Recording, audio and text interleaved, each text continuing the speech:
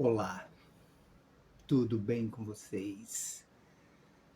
Café com Tarô Mago Rico, recebendo vocês, recebendo esse carinho, esse apoio, esta intensidade magistral. Tudo bem? Então, feliz de estar aqui com vocês e poder falar mais uma vez, chegar até a sua casa. Muito obrigado por me receber e convidar para quem ainda não é inscrito no canal, por favor, inscreva-se. É importante para a gente, tá bom? E se você quiser fazer um comentário, fique à vontade. Vou te responder logo que puder, tá bom?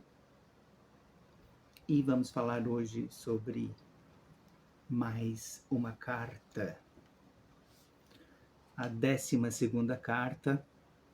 Para quem não sabe, eu começo da 12ª e chego até a primeira, então chegou sua vez, Ariano. Vamos falar do Imperador. Carta referente ao signo de Áries. Vejam só o símbolo Áries. Chegou o seu momento.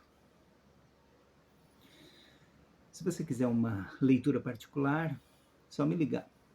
48 991 22 51 14.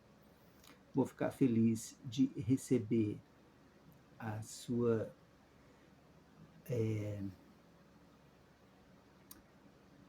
ideia e fazer a leitura, tá bom?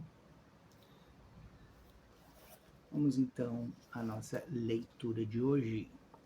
Preparados? Eu tô quase. O Imperador. Palavras-chave: paternidade, ação, relacionamentos, autoridade, orientação. Planeta ou signo associado: Áries, a razão. Afirmação, negação, discussão, solução. O imperador está sentado em um trono próximo a um escudo que ostentam as insígnias da águia, segurando uma varinha na mão esquerda e uma esfera dourada na mão direita. A tapeçaria ecoa a paisagem do cartão 3 e de seu parceiro, a Imperatriz. Ele representa uma relação convencional, o papel do pai, segurança e ação. Cabala Tzadi. Astrologia Áries. Significado positivo. Proteção, conselho e apoio são fornecidos por um homem de confiança, que pode ser uma figura paterna ou parceiro. Ele indica que a ordem governa.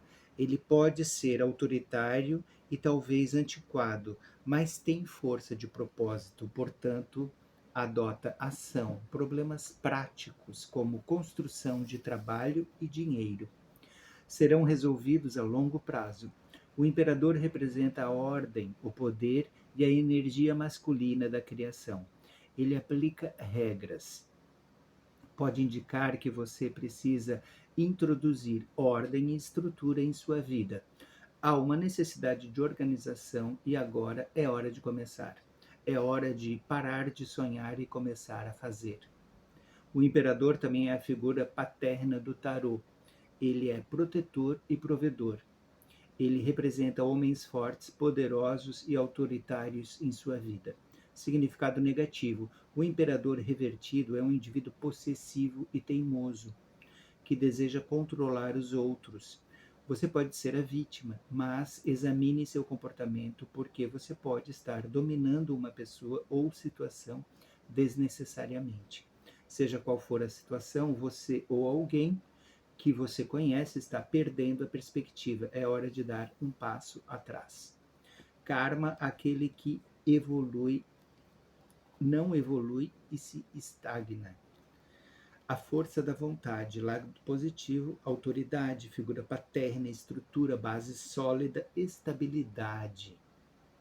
Lado negativo, rigidez, dominação, controle excessivo, rigidez, inflexibilidade, intolerância, tirania. A vontade, poder, natureza. Eis o primeiro modo de ver essa carta. Como segundo, nós temos o imperador, e aqui fala o imperador e a imperatriz, os pais terrenos. Assim como os pais celestiais revelam os princípios primordiais masculino e feminino no mundo das ideias, do mesmo modo, os pais terrenos encarnam esses princípios primordiais no âmbito do concreto, como a mãe natureza, a imperatriz, e como a força da cultura e da civilização, o imperador.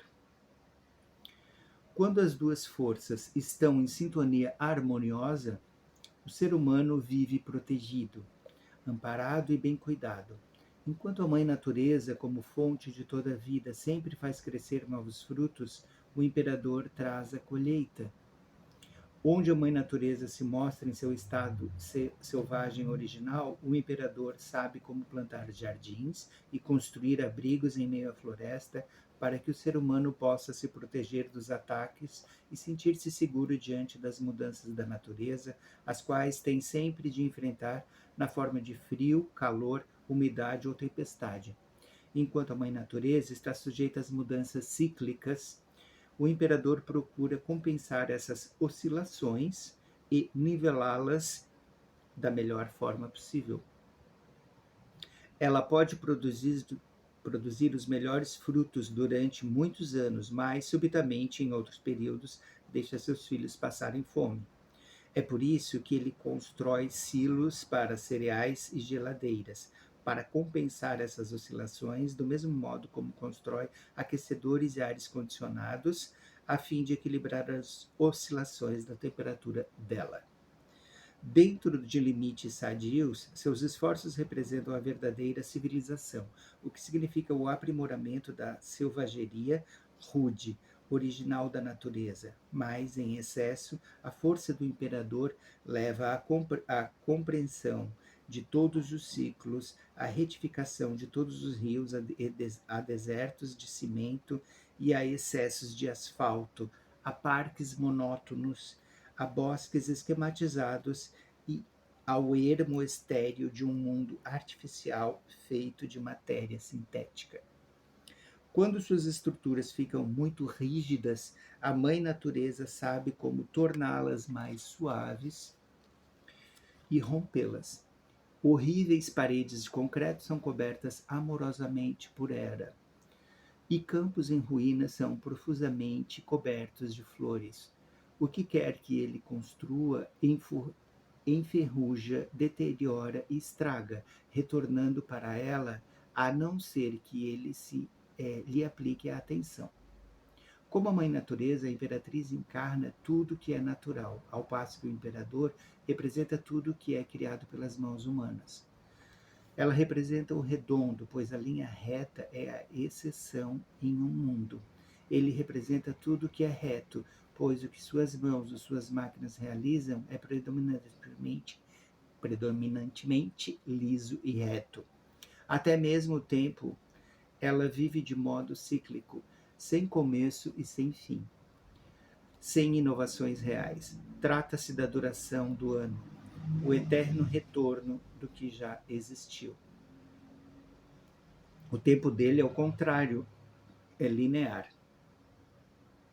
Nele tudo tem um começo e um fim, e o desenvolvimento entre eles é chamado de progresso, pois isso sabemos que no mundo dela tudo que passa a renascer acompanhando a crença no ciclo eterno dos renascimentos.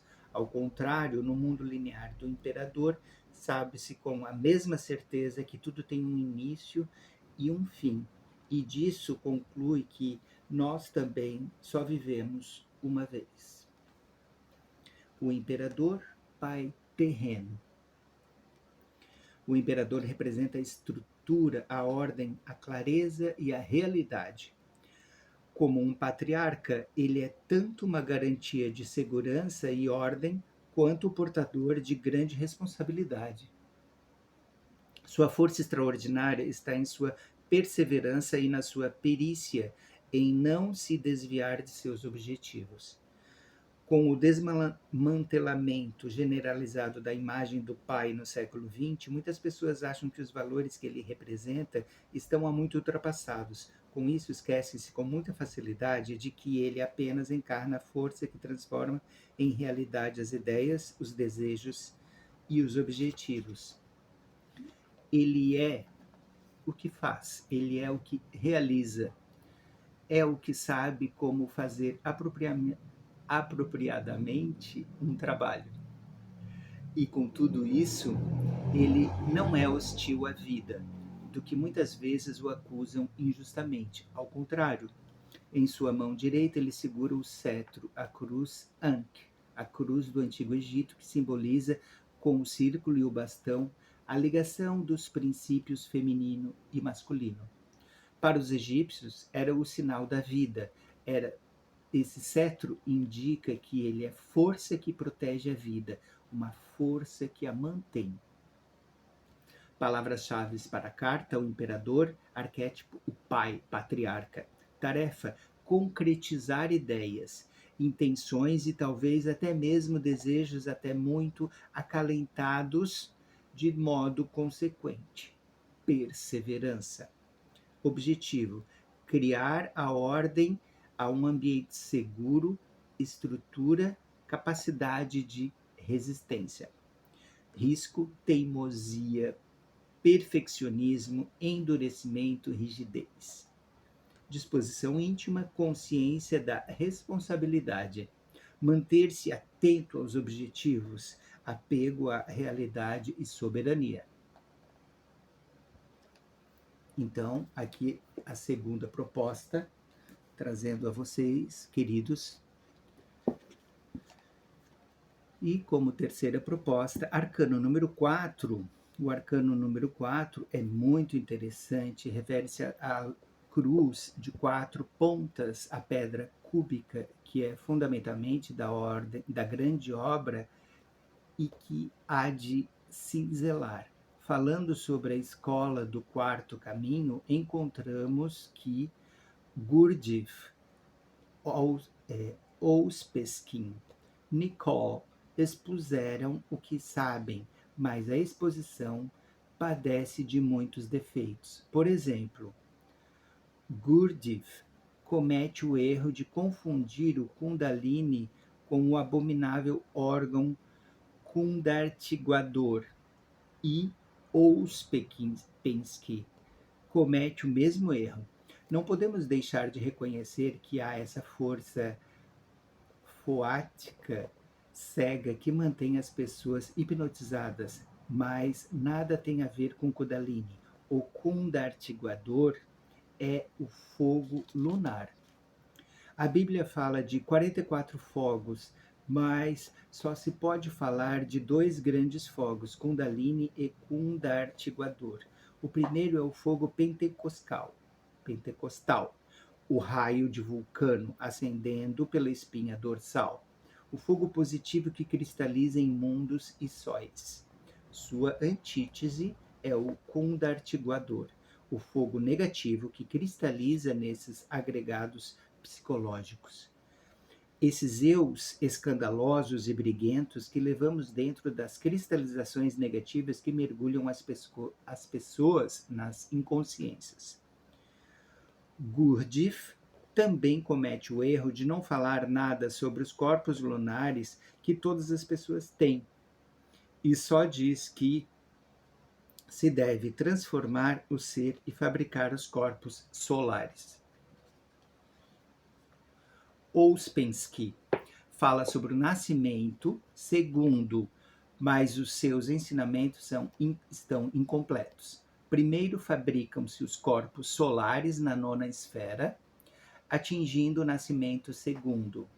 mas nem Gurdjieff nem Ouspensky dão a chave. A escola do quarto caminho é muito antiga, vem das terras arcaicas, é o fundamento dos grandes mistérios.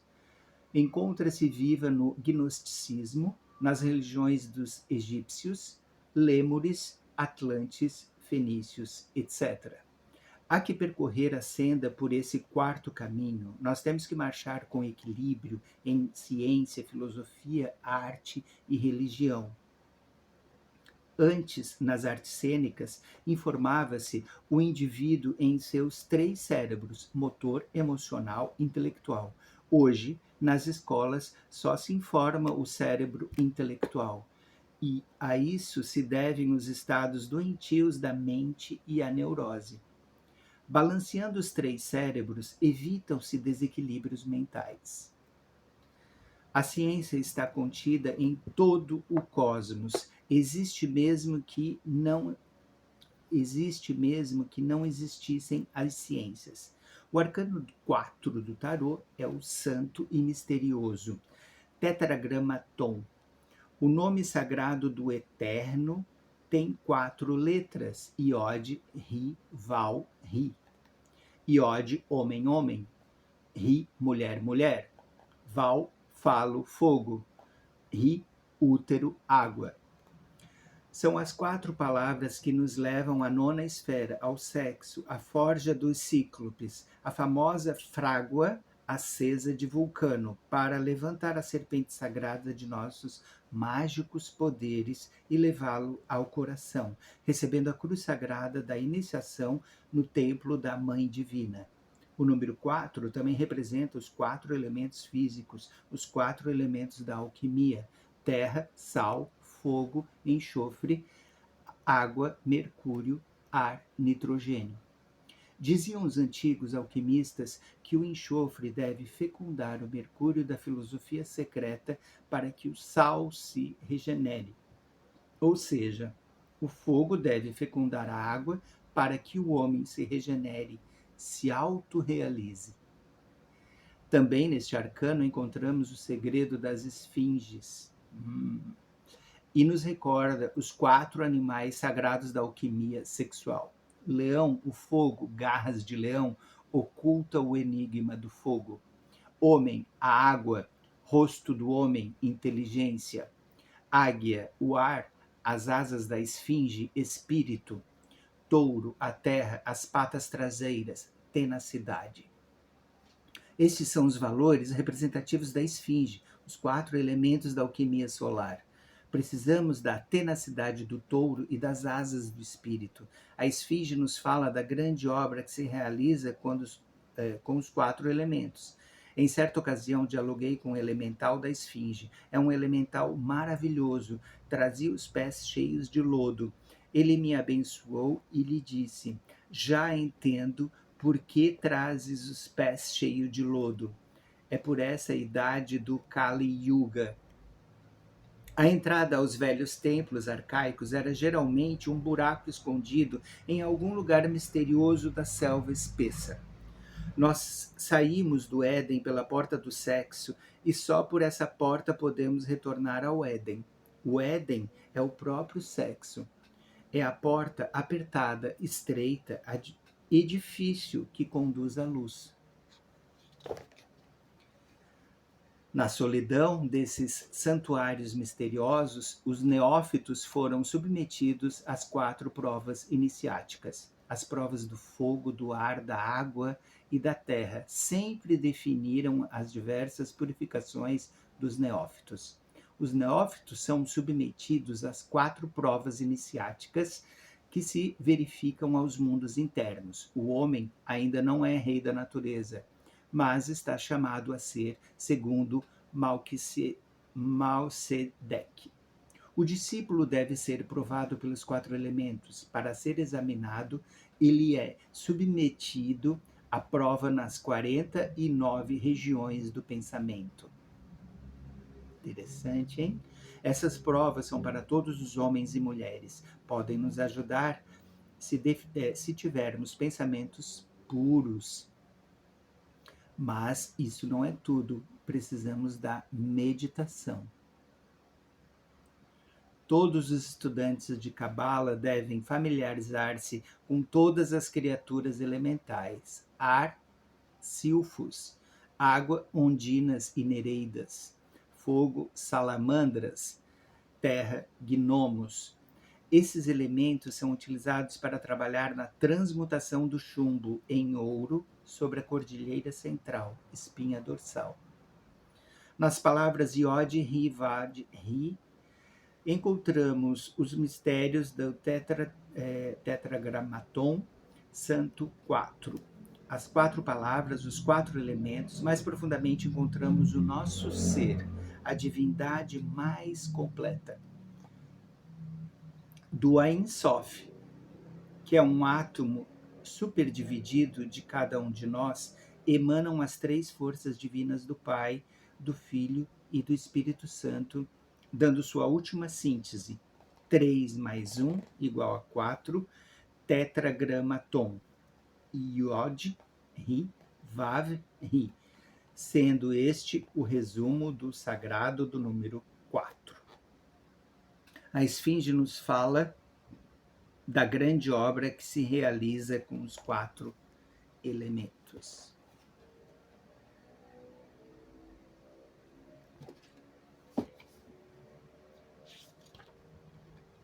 Síntese. O mestre está formado por Atman Budi. Atman é o íntimo. Budi é a alma divina, isto é, a consciência divina do íntimo. Quando um Logos quer redimir um mundo, emana de si mesmo um protótipo celeste formado por Atman Budi. O Logos é a coroa sefirótica, é o raio individual de onde emana o próprio íntimo. Esse raio é triuno, é a Santíssima Trindade dentro de nós. Por conseguinte, todo Logos é triuno. O Pai é Keter, o ancião dos dias. O Filho é o Cristo cósmico em nós. O Espírito Santo é a Divina Mãe em nós.